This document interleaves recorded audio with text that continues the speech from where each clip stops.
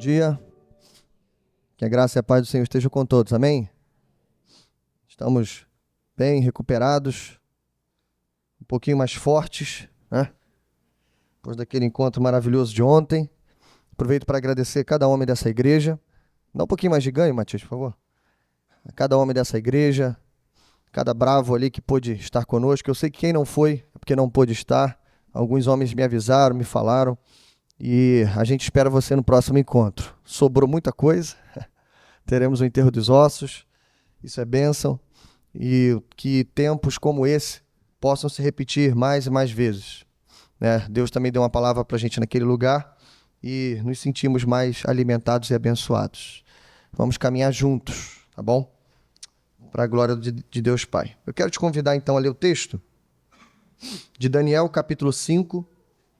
Nós vamos ler alguns versos iniciais e depois... Acho que foi muito. Obrigado. Daniel, capítulo 5. Hoje a exposição é desse capítulo maravilhoso. E o tema que vamos refletir, enquanto você procura, se chama Na Balança de Deus, da Festa ao Funeral.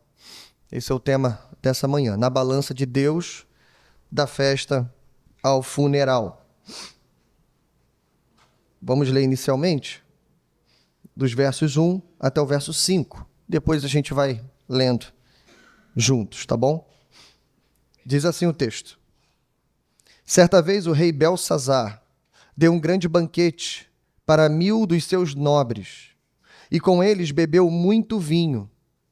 Enquanto Belsazar bebia vinho, deu ordens para trazer as taças de ouro e de prata que o seu predecessor Nabucodonosor tinha tomado do templo de Jerusalém, para que o rei e seus nobres, as suas mulheres e as suas concubinas bebessem dessas taças.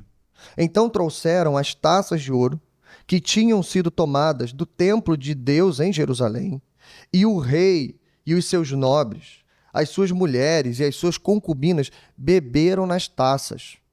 Enquanto bebiam o vinho, louvavam os deuses de ouro, de prata, de bronze, de ferro, de madeira, de pedra, mas, de repente, apareceram dedos de mão humana que começaram a escrever no reboco da parede, na parte mais iluminada do palácio real. O rei observou a mão enquanto ela escrevia. Bom, irmãos, essa é uma história conhecida das Escrituras.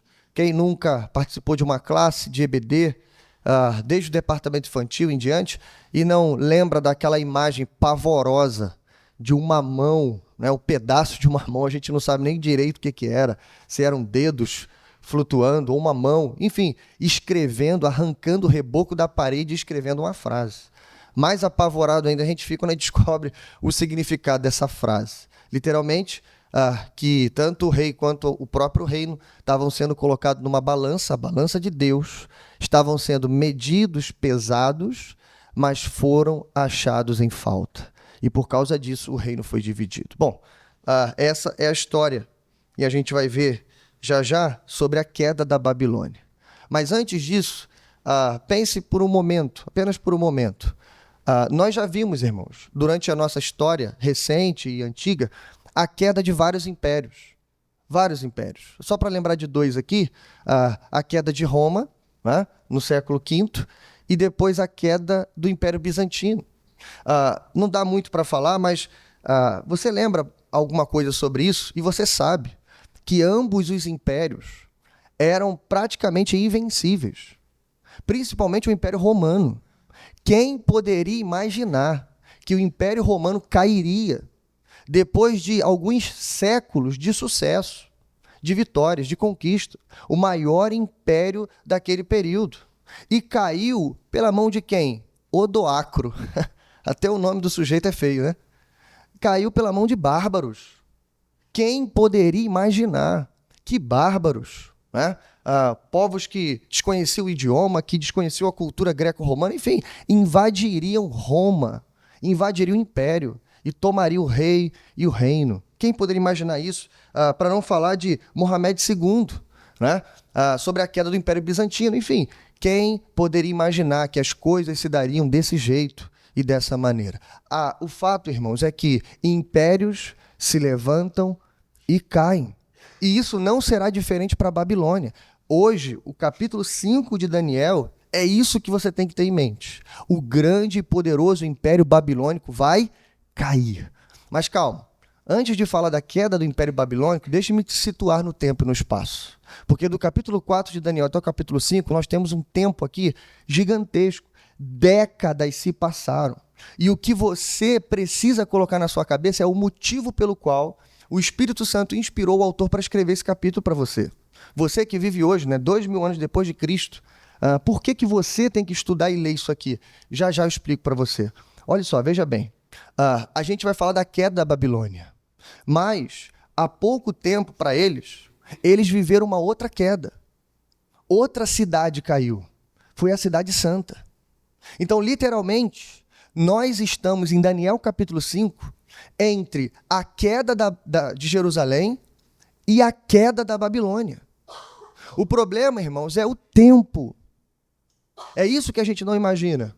Em Daniel capítulo 4, nós estamos falando de meninos ainda. Daniel capítulo 3, meninos, jovens vão para a fornalha. Eles são jovens ainda, provavelmente tirados de Judá como adolescentes, muito provavelmente. Agora, a estimativa é que Daniel tenha 80 anos de idade. Ou seja, irmãos, 70 anos se passaram entre a queda de Jerusalém e a queda da Babilônia. Então a pergunta para a gente, já causar uma reflexão é: como podemos viver entre a queda de Jerusalém e a queda da Babilônia?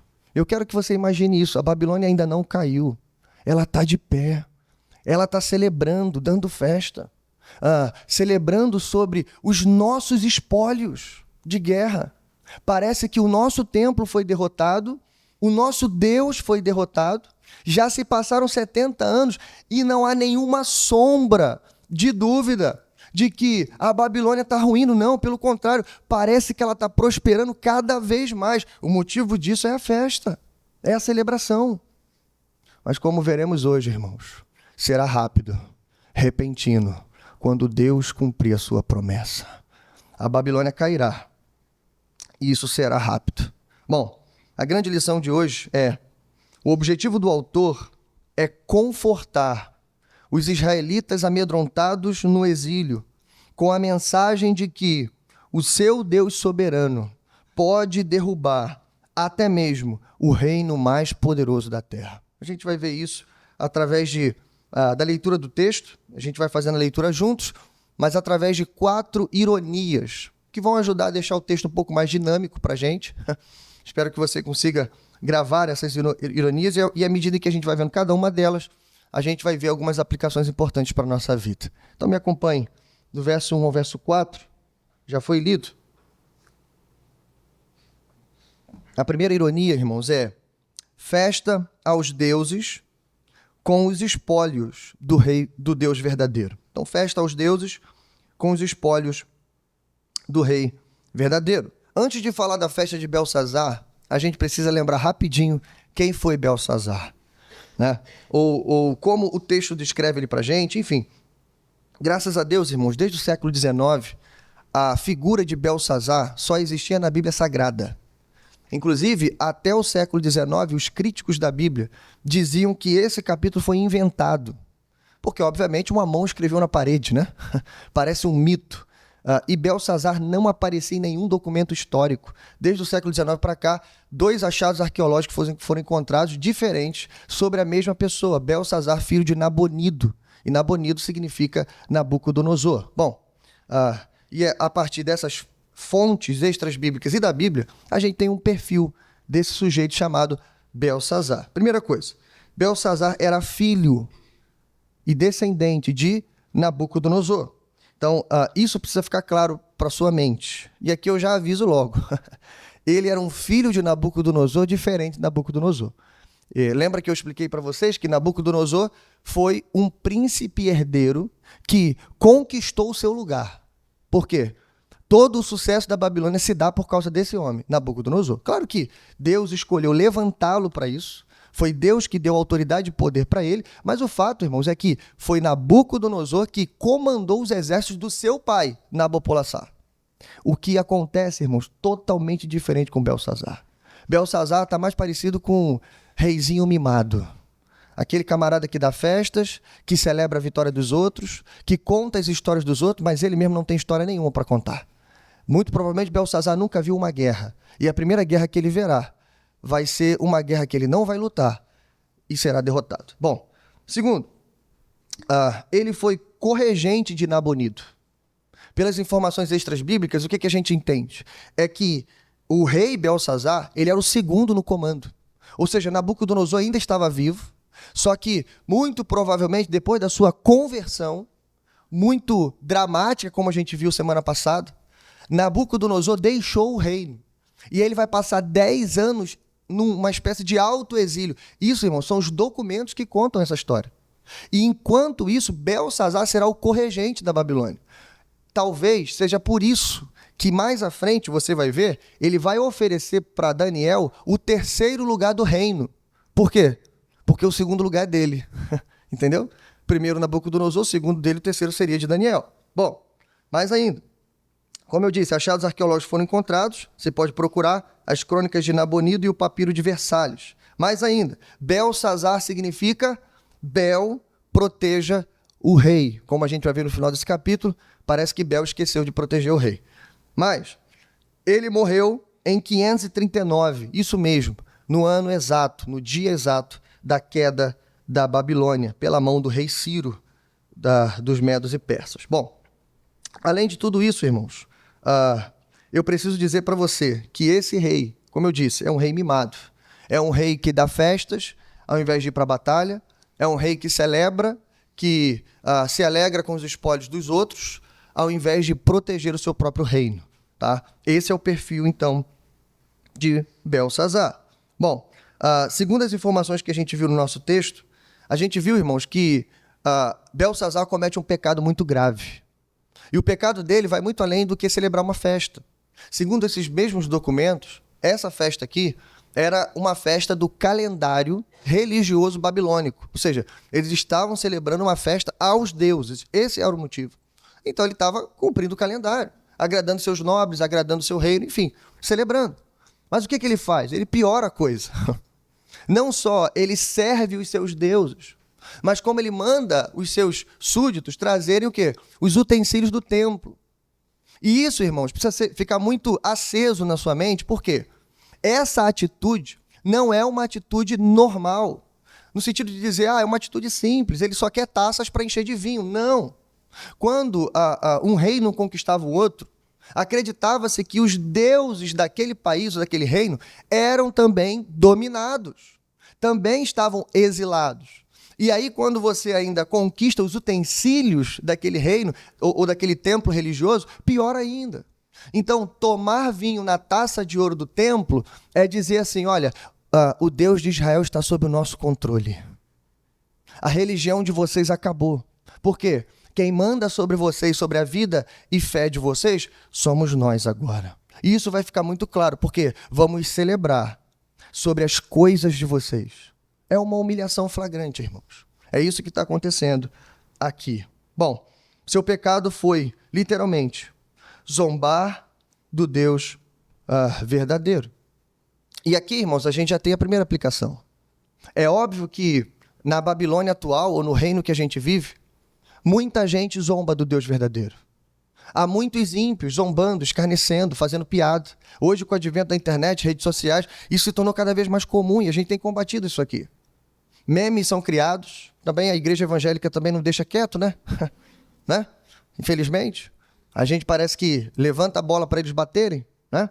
Mas ainda assim, irmãos, lembre sempre disso que eu vou falar para você.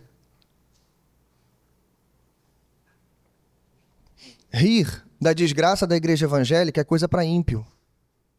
O ímpio é o único ser vivo que sapateia e dança sobre a desgraça dos outros.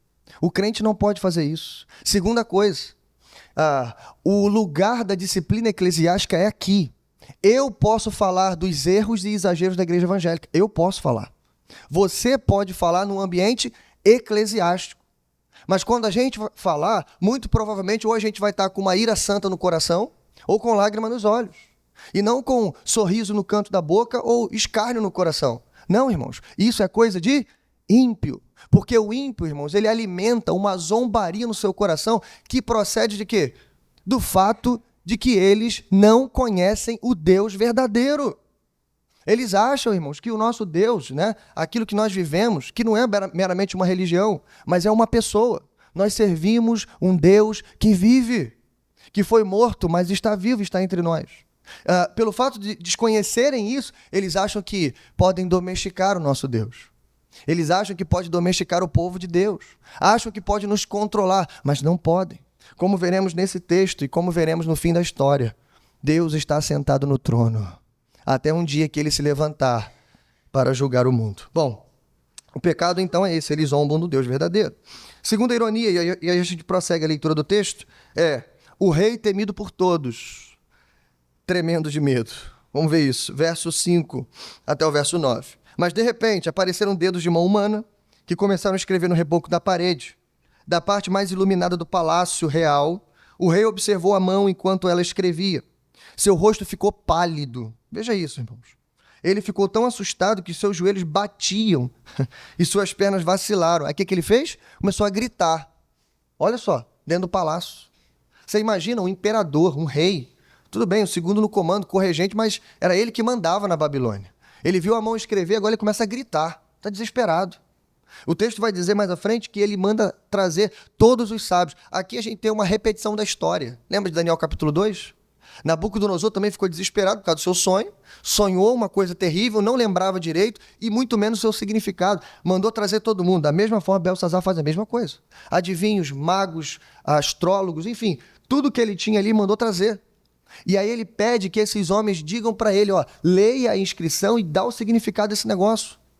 Parece, irmãos, que a inscrição, a gente não sabe muito bem, porque o aramaico é uma língua muito difícil. Tá? Eu não falei isso, mas Daniel, quase que 90% do texto está escrito no original em aramaico. Então a gente tem certa dificuldade de interpretar. Essas palavras, elas têm raízes no aramaico, mas elas não eram palavras em aramaico. Então, até para você ler aquele significado, você tem dificuldade, né? Até porque eram 4 palavras, era um tipo de código que Deus botou na parede. E aí, quando os magos viram para ele e dizem assim, olha, a gente não sabe ler, muito menos a gente sabe o que significa. O texto vai dizer para você, verso de número 9. Diante disso, o rei Belsazar ficou ainda mais aterrorizado, e o seu rosto mais pálido, e seus nobres estavam também, o quê? Alarmados. Eu quero chamar sua atenção para isso, irmãos. A gente parte da alegria para o medo, da festa para o terror. É isso que você tem que notar em primeiro lugar. É interessante porque antes de Deus derrubar o império, Deus já está atacando o moral do império. Deus está atacando aqui o humor do rei. Eles não estão em festa? Eles não estão celebrando aos seus deuses? O próprio nome do rei não diz isso? Bel proteja o rei? Ok, mas eles cometeram um grande e terrível engano. Estão celebrando aos deuses falsos, usando os espólios do Deus verdadeiro. E esse rei que era temido por todos agora está tremendo de medo, apavorado. Literalmente o texto vai dizer, irmãos, que o joelho dele batia um no outro. Imagina um tipo de terror como esse. As pernas vacilaram. Imagina o rei bambo na frente dos seus súditos. É isso que está acontecendo quando Deus se manifesta. Bom, irmãos, é importante pensar que o primeiro golpe de Deus se dá na mente desses homens. E se dá por quê? Justamente porque Deus está abatendo o orgulho dos poderosos. Assim como aconteceu com seu predecessor, Nabucodonosor, Deus abateu o seu orgulho. Nabucodonosor sai de rei mais poderoso da história deles até aquele momento, né, a sua época, para alguém que vai comer capim com os bois. É isso que Deus faz. Deus abate o soberbo. E é isso que ele está fazendo e continuará fazendo até aquele derradeiro dia. Então há uma nota aqui para o seu coração. Se você está sofrendo na mão de ímpios, ou por que não aumentar isso e dizer, se você está sofrendo por causa do sistema da Babilônia que impera nos nossos dias, calma o seu coração. Esse capítulo e essa notícia também é para você. É para que você saiba que o dia dele está chegando.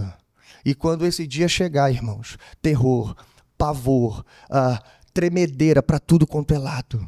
Porque nesse dia eles não terão mais no que se agarrar. Bom, terceiro lugar, vamos avançar. A terceira grande ironia do texto é: o rei sem poder oferece poder a Daniel. Bom, aqui acontecem algumas coisas estranhas no texto. Lembra? O rei está apavorado, não sabe o que fazer, tremendo de medo, os nobres também estão tremendo. Imagina agora, o que a gente faz? Quem poderá nos socorrer, né? Bom, aparece a figura da rainha-mãe aqui. O texto vai dizer no verso 10 que a rainha-mãe aparece para dizer a Belsazar algo que provavelmente ele já sabia. Isso aqui é importante você lembrar. Daniel vai dizer exatamente isso para ele. Você sabia dessa história. Você conhecia as histórias. Tudo bem, muito tempo tinha se passado, talvez 50, 60 anos quando Daniel interpretou os sonhos. Mas ele conhecia as histórias. E ele sabia que esse Daniel estava vivo e poderia ajudar. Mas é a rainha-mãe que lembra para ele a história. E a rainha-mãe vai lembrando aqui, né, algumas coisas importantes. Veja, verso 11. Existe um homem em teu reino que possui o espírito dos santos deuses. Na época de teu predecessor, verificou-se que ele tinha percepção, inteligência e sabedoria como a dos deuses. O rei Nabucodonosor, sim, teu predecessor, nomeou ele chefe dos magos, dos encantadores, dos astrólogos e dos adivinhos. Então veja, muito provavelmente Daniel perdeu esse cargo. Ele não é mais o chefe dos adivinhos, porque ele não estava ali na hora. Ele não foi chamado, talvez Daniel estava até aposentado, coitado. 80 anos, descansando um pouco, né? Orando e descansando. Bom, mas o fato é, ela lembra não só os feitos de Daniel, a habilidade, a capacidade dele, mas inclusive a posição que ele ocupava. E o rei, infelizmente, negligenciou tudo isso. E ela termina dizendo, verificou-se que esse homem, Daniel, é importante, irmãos, porque ela chama ele pelo nome israelita. Entende? Deus é o meu juiz, Daniel. E ela diz assim, a quem o rei dera o nome de Beltesazar, muito parecido com o nome do rei. Tinha inteligência extraordinária e também capacidade de interpretar sonhos, resolver enigmas e mistérios. Manda chamar Daniel e ele te dará o significado da escrita. Aí como você acha que o rei vai resolver o problema? Como você acha que o rei vai reagir? Lembra? É um rei orgulhoso que está sendo humilhado. Mas, irmãos, o problema do orgulho, sabe qual é? É que sempre tem mais um pouquinho de orgulho para usar. O orgulhoso, até quando ele está afundando, ele procura um jeito de cair em pé, no sentido de dizer assim, né? Não, eu estou sofrendo, mas eu estou dando um jeito aqui, fica tranquilo. É alguém que não pede ajuda, é alguém que não reconhece que os outros podem ajudá-lo, e infelizmente, quando cai, ele quer cair de pé. Mas no caso de Belsazar não será assim. Veja, verso 13, olha como é que ele trata Daniel. Perceba isso, vai me acompanhando. Olha só, Daniel foi levado à presença do rei e ele lhe disse: você é Daniel, um dos exilados que meu pai, o rei, trouxe de Judá? Claro que ele sabe quem é Daniel, irmãos. Percebe? Tinha 70 anos que isso aconteceu. Daniel, em qualquer outro país do planeta, já seria, entre aspas, um babilônico naturalizado. Dominava o idioma, dominava a cultura, e como a própria rainha-mãe disse, ele foi o chefe dos adivinhos. Então tem que esquecer que ele era um estrangeiro. Já estava totalmente inserido no meio do povo. Por que é que ele lembra disso? Entende o que ele está fazendo? Ele está querendo lembrar a raiz e a origem de Daniel, a fim de envergonhá-lo ou de colocá-lo no seu lugar. É isso que o rei poderoso e orgulhoso faz. E muitas vezes é isso que o mundo tenta fazer com a gente. Só que eles não sabem, né, irmãos? Que nós amamos a nossa origem. Nós amamos porque a nossa origem diz qual é a nossa identidade. Bom, mas é isso que ele faz. Segundo, ele coloca em xeque tudo que a rainha-mãe disse, porque ele diz assim, soube. Olha isso, irmãos. Soube. 2 vezes ele usa essa palavra. Que o espírito dos deuses está em você. Eu fiquei sabendo que você há muito tempo interpretou sonhos, resolveu enigmas e tal. Eu soube por aí, né? Então vamos ver se isso é verdade mesmo. É isso que ele está fazendo, é uma espécie de teste. Bom, ele pede a Daniel a sua ajuda e ele ainda termina dizendo assim, olha só. Se você puder ler essa inscrição, verso 16, finalzinho, e dar-me o seu significado, você será vestido de vermelho e terá uma corrente de ouro no pescoço e se tornará o terceiro em importância no governo do reino. O que o rei poderoso está fazendo aqui? O que todo rei pagão faz. Tentar controlar os seus adivinhos. Tentar controlar os seus profetas. O que ele entende aqui?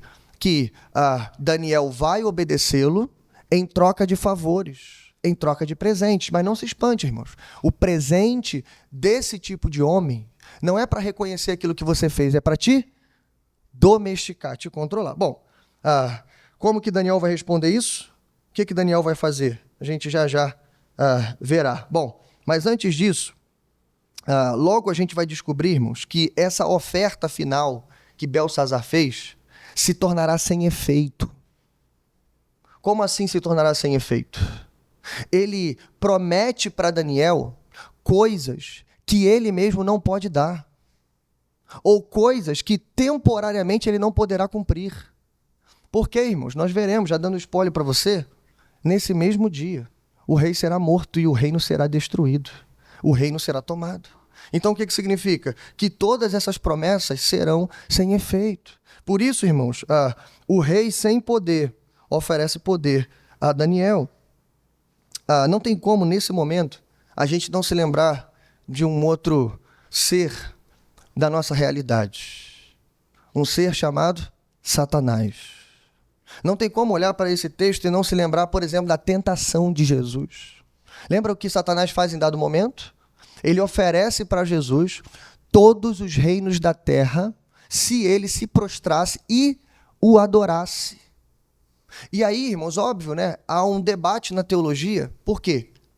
Porque, em resumo, como Satanás pode oferecer uma coisa que não é dele? Satanás, irmãos, está preso. O inferno é sua prisão, embora ele esteja com uma tornozeleira eletrônica espiritual e ele possa fazer as suas saidinhas, mas ele está totalmente dominado por Deus. Como dizia Lutero, ele é o cão na coleira de Deus. Significa dizer o quê? Que ele precisa de permissão para ir e vir, inclusive para agir, principalmente na tua vida. Lembra que Jesus disse sobre Pedro? Satanás quis peneirá-lo como trigo, mas eu roguei por você. O que significa isso? Satanás não tem livre agência sobre a sua vida, sobre o povo de Deus. Então, como assim ele vai oferecer para Jesus, o Filho de Deus, os reinos da terra? Ele não tem essa autoridade, ele não tem esse poder, mas um homem sem poder, ou um ser sem poder, oferece poder para nós. E é isso que Satanás faz e continua fazendo na vida do povo de Deus. Veja se essa história não parece muito a nossa história. Veja, Satanás tenta lembrar o nosso passado o tempo todo. Não é isso que o acusador faz? Ele tenta ficar lembrando a tua origem. Lembra? Raabe vai ser citada no Novo Testamento nas duas vezes, tanto por Tiago quanto pelo apóstolo Paulo. Não, minto. Pode ser Paulo, né? O autor de Hebreus. Não é isso? Nas duas vezes que ela for citada no Novo Testamento, é dito Raabe, a prostituta, ou a mulher que era prostituta. Bom, eu expliquei quando preguei sobre Raabe que a intenção dos autores bíblicos não era envergonhar ou manchar a história de Raabe, mas era mostrar para a gente e evidenciar o poder da graça de Deus. Era mostrar, olha de onde Raabe saiu e olha o que ela se tornou. Até porque os textos exaltam, louvam a Deus por causa de Raabe. Então, irmãos, o que Satanás tenta fazer com a gente é o exato oposto. Ele lembra tanto para a sua consciência, para o seu coração, quanto ele coloca pessoas no seu caminho para ficar lembrando isso o tempo todo. Mas você faz isso hoje? Mas você não fazia aquilo ontem? Você não vivia assim? Você não era conhecido desse jeito? Tem gente que se encontrar com a gente na rua e souber o que a gente é hoje, o que a gente faz e onde a gente está, vão se espantar. E vão dizer assim, mas você está aí? Deixe que eles digam, irmãos. O homem natural não pode discernir as coisas espirituais. E Paulo vai dizer que ele não pode discernir você. Ele pode lembrar quem você foi, mas ele não pode discernir quem você é. Porque as coisas espirituais só são discernidas por aqueles que são espirituais. Então, deixe o acusador lembrar seus pecados do passado. Deixe que ele lembre. Deixe que ele perca tempo com isso. Deixe que as pessoas da sua família lembrem quem você foi. E você tem que responder para elas assim, Deus me perdoou pelo poder do sangue do seu filho. E todo pecado perdoado, irmãos, está enterrado, aniquilado, morto e esquecido. Então nós não temos o direito de lembrar. Amém? Seguimos em frente. Segunda coisa que Satanás faz, veja isso. Ele tenta comprar nossa vocação a fim de nos controlar. Cuidado com isso, meu irmão. Deus te deu dons, talentos, habilidades. Mais ainda, Ele te deu uma vocação. E o que Satanás vai tentar fazer, sabe o que é? É pegar aquilo que Deus te deu e tentar controlar isso. Fazer com que você use a sua inteligência para o mal. Fazer com que você use a velocidade de pensamento que você tem para as coisas dele, do seu sistema mundano. Não, diga para ele assim, olha, o que eu recebi de graça eu entregarei de graça. E aquilo que Deus me deu, eu vou usar a minha vocação na casa e no reino de Deus. Diga isso para ele. Bom, e em último lugar, Satanás oferece um poder que não é dele, mas que muito em breve se tornará sem efeito. Então, quando Satanás se apresentar para você, seja na forma de quem ele quiser apresentar, seja quem for a pessoa que te oferecer os banquetes desse mundo, os prêmios desse mundo e as posições desse mundo, lembre-se, irmãos, o dia da queda da Babilônia está chegando. Eu sei que nós vivemos entre a queda de Jerusalém e a queda da Babilônia, mas calma, os nossos 70 anos já estão terminando e logo, logo, toda a oferta desse mundo se tornará sem efeito. Bom, quarta e última ironia do texto. A Babilônia caiu, celebrando o seu próprio funeral. Veja, irmãos, a reação de Daniel, a interpretação da parede, daquele código e o resultado do que vai acontecer com o rei e com o reino. Veja, como Daniel responde a tudo isso. Olha o que esse homem diz, olha o que ele fala. Verso 17. Daniel respondeu ao rei, podes guardar os teus presentes para ti mesmo e dar as tuas recompensas a algum outro. No entanto, eu lerei a inscrição para o rei e lhe direi o seu significado. Irmãos, aqui a gente tem que dar uma nota aqui para Daniel, de coragem, ousadia. Um homem de 80 e pouquinhos anos, entenda isso, já avançado de idade, experimentado no trabalho, no labor, mas principalmente na oração. É um homem cheio de autoridade. E eu quero lembrar para você, calma, a Babilônia ainda não caiu. O que significa isso? Significa, irmãos, que Daniel poderia ser, entenda aqui com muito carinho, né? Um velhinho cansado. Daniel poderia ser um velhinho desanimado. Porque o tempo faz isso com a gente. Quem está orando muito tempo por uma coisa só sabe do que eu estou falando. Quem passou muito tempo vivendo apenas com uma promessa debaixo do braço sabe o que eu estou falando. Por exemplo, quer ver uma promessa que todo cristão tem debaixo do braço? Que os nossos sofrimentos leves e momentâneos estão produzindo uma glória que pesa mais do que todos eles. Imagine você passar por um grande sofrimento e escutar a Escritura dizer que teu sofrimento é leve e momentâneo. Mas você sabe que ele vai ser colocado na outra balança de Deus, que não é a balança do juízo, mas a balança da recompensa, e que cada uma das suas dores vão redundar em glória e poder para o nosso Deus naquele grande dia. Mas você está vivendo entre uma queda e outra. A Babilônia ainda não caiu. A única coisa que Daniel tem nesse momento é só isso. Ela cairá.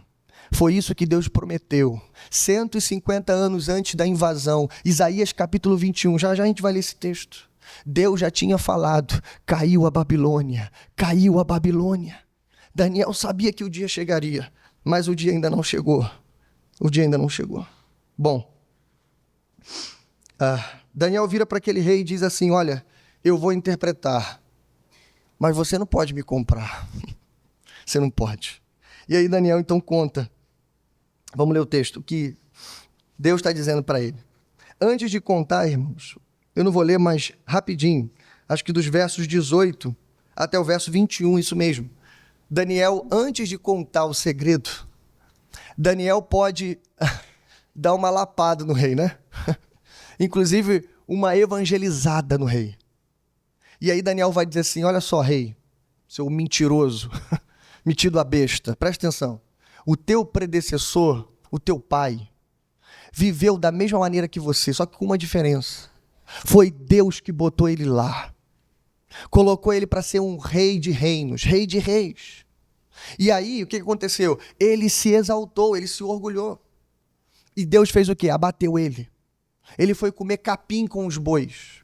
E depois que isso aconteceu, em dado momento, ele reconheceu a soberania exaustiva de Deus. Reconheceu que o Deus verdadeiro é quem coloca homens em tronos e depõe homens de tronos. É quem levanta e derruba impérios. E quando ele fez isso, então ele foi restaurado a sua posição.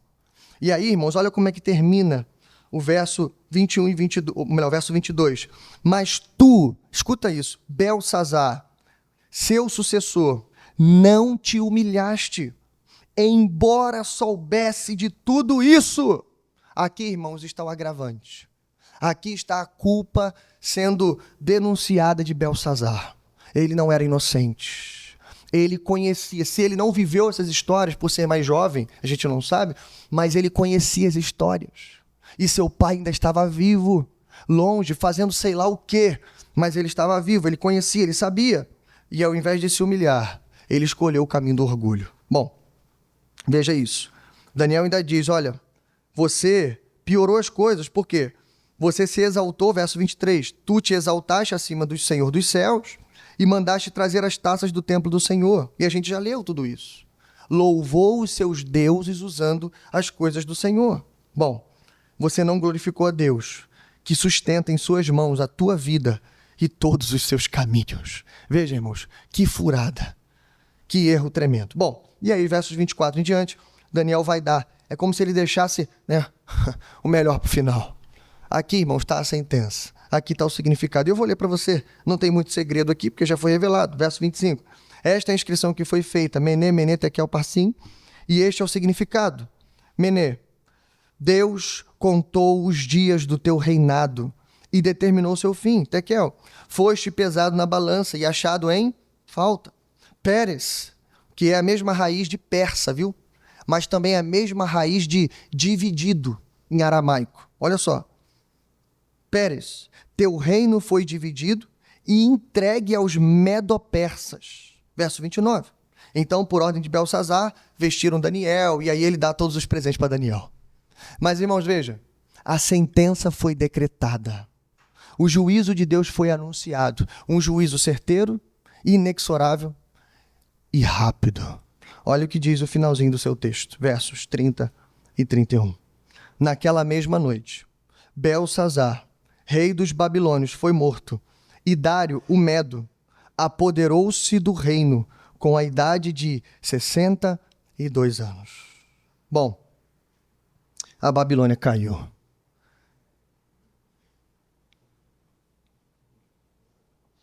Antes de dizer o que isso significa para você, tenha um pouquinho mais de paciência. Deixa eu ler um trecho de Heródoto sobre a queda da Babilônia. Olha o que ele diz, o que estava acontecendo na hora que Ciro invadiu a Babilônia. E veja se, em primeiro lugar, isso não confirma o que a tua Bíblia diz, mas em segundo lugar, isso piora a situação deles. Olha só. Ele quem? Ciro, postou o seu exército no lugar em que o rio entra na cidade. Estratégia militar. E outra parte do exército atrás da cidade, onde o rio sai dela. E ordenou aos homens que entrassem na cidade pelo canal do Eufrates, quando ele estivesse transponível. Ele fez uma estratégia lá. Ciro, o canal do Eufrates era muito cheio, muito alto. Ele colocou homens, os escravos, para fazer e construir uma espécie de barragem lá no alto, para diminuir o nível do rio e eles conseguirem passar a pé no rio. Olha só, irmãos. Uma engenhosidade. Entrando pelo canal do Eufrates, que era o canal da rainha, onde provavelmente ela se banhava, ali ninguém perceberia a entrada. Não passariam pelas muralhas, eles passariam sorrateiramente. É isso que Ciro está fazendo. E olha o que acontece. Os persas os tomaram de surpresa, em razão do grande tamanho da cidade. Hoje, que estavam nas partes exteriores, ou melhor, os que estavam nas partes exteriores foram dominados. Mas os habitantes da parte central, escuta isso, não ficaram sabendo de nada. Durante todo esse tempo, estavam dançando e celebrando um feriado que calhava de ser naquele dia, até que a verdade lhe sobreveio como um choque. Quem escreveu isso foi Heródoto, não é a Bíblia não, viu? Heródoto, em suas histórias. E veja, tudo que nós lemos e pregamos foi confirmado.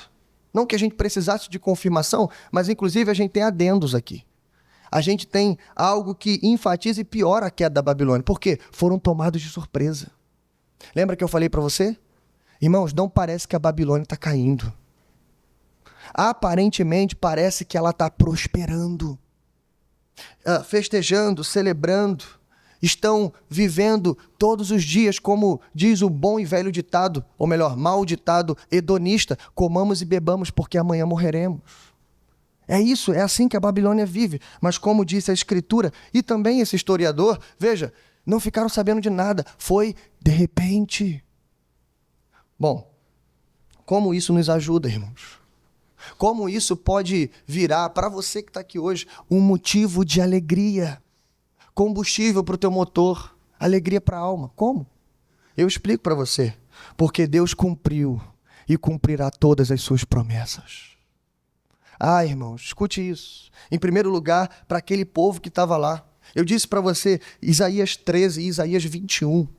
O profeta, 150 anos antes da queda, tanto tempo antes da invasão babilônica, ele já profetizava sobre a invasão, sobre o exílio, mas também sobre a queda desse império.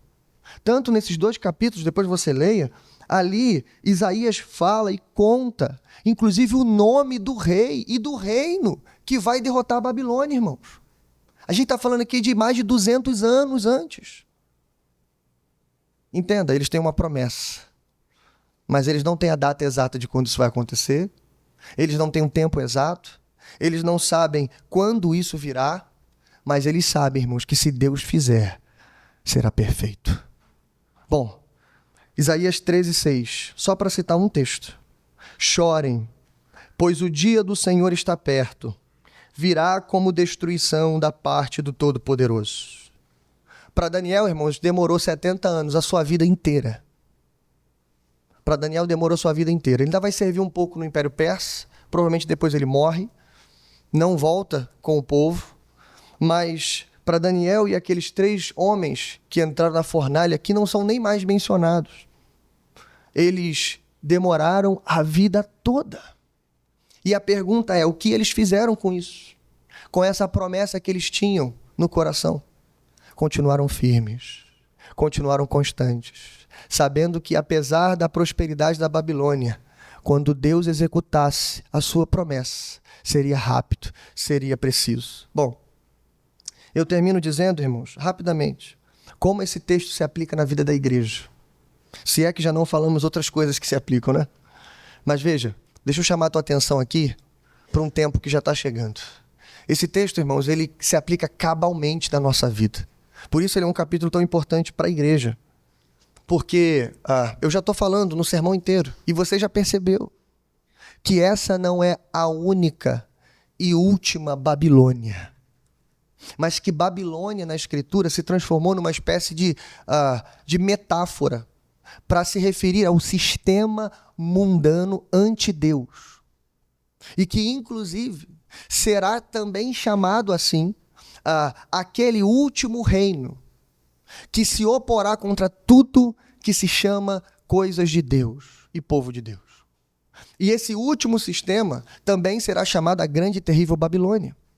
E ele será o reino do anticristo. Bom, nesses dias, irmãos, nesse tempo, que nós chamamos de grande tribulação, a igreja também será ferida.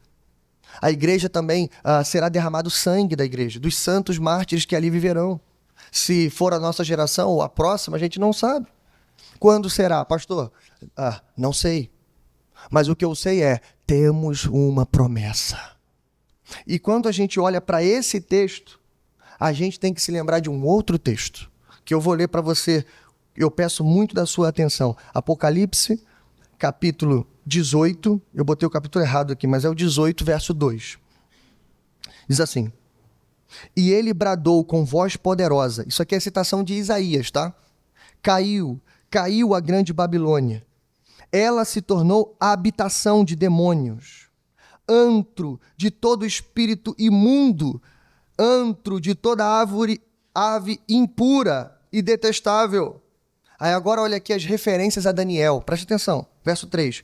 Pois todas as nações beberam do vinho, da fúria da sua prostituição. É exatamente os elementos que estavam presentes na festa de Belsazar. Mas escuta. Os reis da terra se prostituíram com ela, à custa do seu luxo excessivo. Os negociantes da terra se enriqueceram. Verso 4. Então ouvi outra voz do céu que diziam: saiam dela, vocês, povo meu, para que vocês não participem dos seus pecados. Agora escuta, para que as pragas que vão cair sobre ela não os atinjam. E agora vem o verso 8. Olha isso. Quando que isso vai acontecer? Em que tempo? Em que velocidade? Verso 8. Por isso, num só dia, as suas pragas a alcançarão, morte, tristeza e fome, e o fogo a consumirá, pois poderoso é o Senhor Deus que a julga. Aqui, irmãos, a gente tem a queda da última Babilônia. Então, assim como aquele povo, 3 coisinhas rápidas. Primeiro, estamos vivendo no exílio. Estamos vivendo no exílio, neste mundo. Estamos longe de casa. Somos cidadãos de 2 reinos. Cidadãos da terra, mas também somos cidadãos do reino celeste. E nós aguardamos aquele grande dia. Somos estrangeiros e peregrinos aqui, nunca se esqueça disso. Estamos habituados, estamos enculturados, dominamos o idioma, dominamos a nossa cultura. Sim, nós já somos um babilônico, nacionalmente falando, de forma da nossa cidadania terrena. Mas nunca se esqueça, você é cidadão do reino dos céus. Escute isso, estamos longe de casa, temos saudade de um lugar que a gente nunca viu, mas nós vamos voltar para lá, amém? Escute isso, mas estamos ainda sob o governo dos ímpios. Segundo, assim como eles, temos uma promessa de que o dia do Senhor está perto. Não é isso que a gente leu agora? O dia do Senhor está perto, irmãos, perto. E nesse dia, além de todas as coisas maravilhosas que a gente sabe que vai acontecer, o arrebatamento dos crentes, Deus nos tirando da Babilônia, mas Deus também fará o seu juízo na Babilônia. Deus trará destruição a esse sistema mundano que se opõe a ele. E por último, irmãos, assim como eles tiveram que esperar um tempo que eles não sabiam quando ia acabar, escute isso, precisamos confiar que aquele que há de vir virá e não tardará. Dure, irmãos, 70 anos, 80 anos, 100 anos, 2 gerações, 4 gerações, não importa. Se passarmos, irmãos, estamos felizes porque nos encontraremos com o Senhor. Mas se for a nossa geração que obtiver o teste final, irmãos, que maravilha será. Sim ou não? Imagine esse teste, irmãos. Imagine a grande tribulação, um sofrimento como nunca houve antes. Imagine isso. Saberemos quem são aqueles que são realmente eleitos e quem não são.